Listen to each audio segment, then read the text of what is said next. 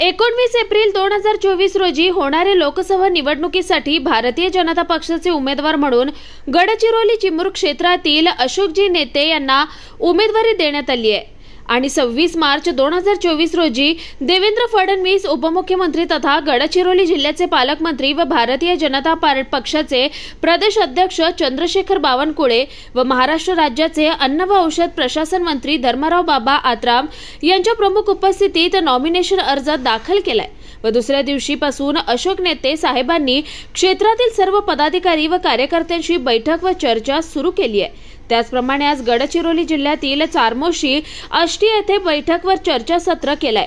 यावेळी गडचिरोली विधानसभा क्षेत्राचे आमदार देवराव होळी साहेब, प्रणय खुणे, श्रीकांत सुगरवार व भारतीय जनता पक्षाचे पदाधिकारी व कार्यकर्ते बहुसंख्येने उपस्थित होते। 24 ला होणाऱ्या लोकसभा निवडणुकीसाठी भाजपातर्फे गडचिरोली चिमूर क्षेत्राचे माननीय विद्यमान खासदार अशोक नेते साहेबांनी 26 मार्च 2024 ला आपले नामनिर्देशन पत्र दाखल केले आहे। तर दुसऱ्या दिवशी पूर्ण गडचिरोली चिमूर क्षेत्रात आपला कार्यकर्ता पदाधिकाऱ्यांसोबत चर्चा करत आहे। त्यामध्ये त्यांना चांगल्या प्रकारे प्रतिसाद मिळत असल्याची सूत्राकडून माहिती मिळत आहे। त्याबद्दल साहेब आपण काय बोलू? येणाऱ्या 19 तारखेला आजपासून 18-19 दिवसांनी लोकसभेची निवडणूक होत आहे आणि ही निवडणूक या जिल्ह्याचं, राज्याचं, देशाचं भवितव्य बदलणारी अशी निवडणूक आहे, विकास करणारी अशी निवडणूक आहे।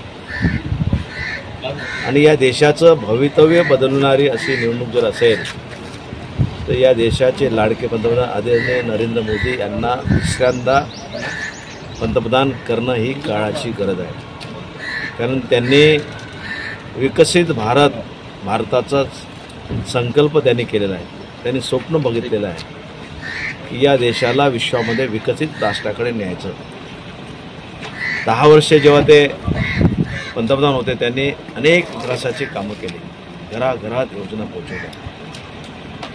मला सुद्धा जनतेने 2 टर्म आशीर्वाद दिला, पक्षाने माझ्यावर विश्वास टाकला आणि जनतेने मला 2 टर्म आशीर्वाद दिला। मी सुद्धा गडचिरोली चिमूर लोकसभा क्षेत्राचा खासदार म्हणून 2 टर्म मी खासदार होतो आणि 2 टर्म खासदार असताना अनेक विकासाचे कामं केले, जिल्ह्याचा कायापालट करण्याचा प्रामाणिकपणे प्रयत्न केला आणि म्हणूनच मी 2 टर्म खासदार झालो आणि म्हणूनच मला पक्षाने परत विश्वास ठेवून मला तिसऱ्यांदा उमेदवारी जाहीर केलेली आहे। आज उमेदवारी जाहीर केल्यानंतर आणि नामांकन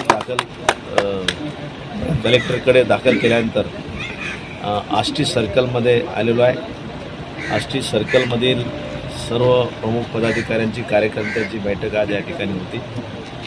सर्व कार्यकर्ते कामाला लागलेले आहेत, जोमाने भेटलेले आहेत। सर्वने सांगितलं की साहेब चिंता करू नका, आम्ही काम करतो।